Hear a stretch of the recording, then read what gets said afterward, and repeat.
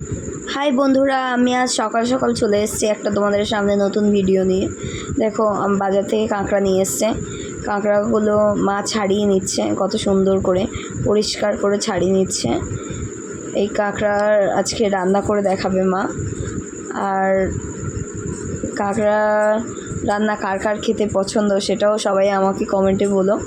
এখন কাঁকড়াগুলো কাটা হয়ে গেছে, কাঁকড়ার উপরের খোসা ছাড়িয়ে পরিষ্কার করে পুকুরে ধুয়ে নিচ্ছে। কাঁকড়ার উপরের খোসাটা ছাড়িয়ে ঘিলুটা দিয়ে সেই কাঁকড়া পরিষ্কার করে নেওয়া হয়ে গেল। এখন কাঁকড়ার মধ্যে নুন হলুদ মাখিয়ে নেবে মা। দেখো বাইরে কত বৃষ্টি হচ্ছে, এই বৃষ্টির মধ্যে এই উনুনে রান্না দারুণ মজার। দেখো কাঁকড়াগুলো মা এবারে ভেজে নেবে।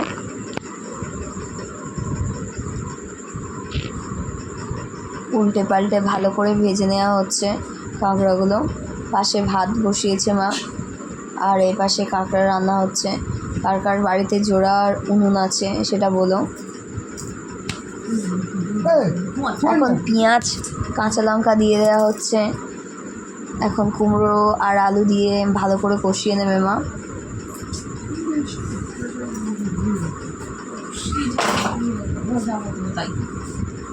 তার মধ্যে নুন হলুদ দিয়ে ভালো করে কষিয়ে নেবে মা।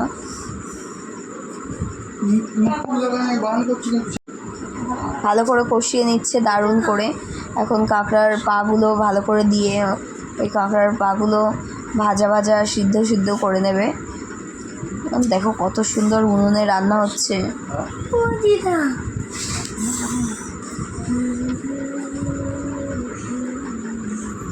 অসাধারণ রান্নাটা হচ্ছে, কালারটা দারুণ এসছে, খেতেও দারুণ মজা হবে। এখন ভাজা কাঁকড়াগুলো দিয়ে সেটা চাপা দিয়ে দিতে হবে। দেখো কাঁকড়াগুলো কত সুন্দর দিয়ে দিল মা। তার মধ্যে আদা জিরে বাটা দিয়ে ভালো করে নাড়িয়ে নিচ্ছে। এখন ভালো উনুনে রান্না হচ্ছে, আর পাশে মুষলধার আর বৃষ্টি। কার কার পছন্দ একটু বলো। আর এই যে কাঁকড়াগুলো অনেকটাই হয়ে এসছে, এখন কাঁকড়াগুলো মাঝখান থেকে ভেঙে দেবে মা, যাতে মশলাগুলো কাঁকড়ার মধ্যে ঢুকে যায়। ভালো করে নাড়িয়ে চাড়িয়ে নামিয়ে নিল। কাঁকড়াটা দারুণ হয়েছে রান্না, আর খেতেও খুব সুন্দর হবে। কি সুন্দর কালার এসছে কাঁকড়ার। এখন পাশে আর একটা কড়া বসিয়ে দিয়েছে, তার মধ্যে তেল দিয়ে এখন মাংস হবে। খাসির মাংসের আলুগুলো ভেজে নেবে, তাই ভেজে নিচ্ছে মা। এখন আলু ভাজা হয়ে গেলে আলুগুলো তুলে নেবে। তুলে নিয়ে তার মধ্যে পেঁয়াজ কাঁচা লঙ্কা রসুন দিয়ে ভাজা ভাজা করবে মা।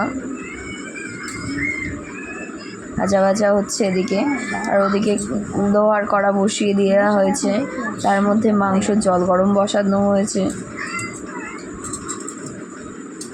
এখন হলুদ লঙ্কার গুঁড়ো দিয়ে দিচ্ছে মা। তারপরে অনেকটা ভাজা ভাজাই হচ্ছে।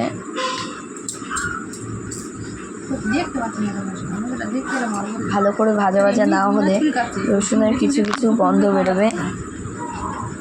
এখন খাসির মাংসটা দিয়ে ভালো করে কষিয়ে নেওয়া হবে মাংসটাকে, যাতে মাংস ভালো করে সিদ্ধ হয়। অনেকটা চাপা দিয়ে অনেকটাই সিদ্ধ হয়ে এসছে, তাই কালারটা চেঞ্জ হয়ে গেছে মাংসর।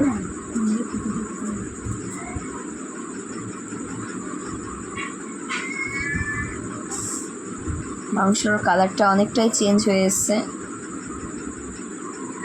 এখন আদা জিরে বাটা আর পেঁপে দিয়ে ভালো করে মাংসটাকে কষাবে।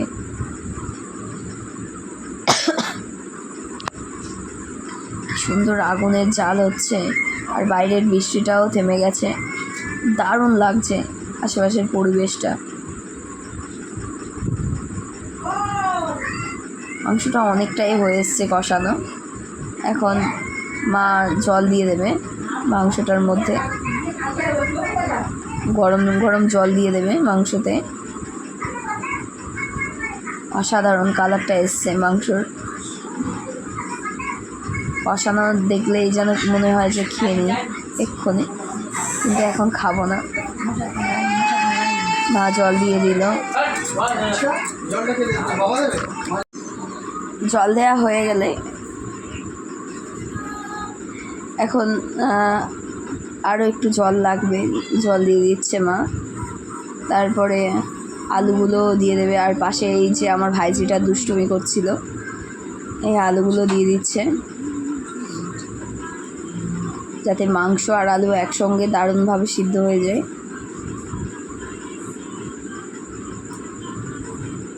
মাংসগুলো কি সুন্দর ফুটছে। কে কে উনুনের রান্না খেয়েছো বলো, যারা যারা উনুনের রান্না খেয়েছো কমেন্টে জানাও। আর এত সুন্দর করে ফুটছে না, এখনই খেতে মন চাইছে, কিন্তু এখনই তো আমাকে দেবে না খেতে, রান্না শেষে দেবে।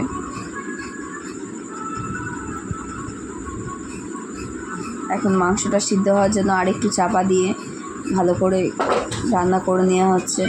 আর আগুনের জালটা একদম লাল লাল আগুনের জাল বেরোচ্ছে, মাংসটাও দারুণ ফুটছে।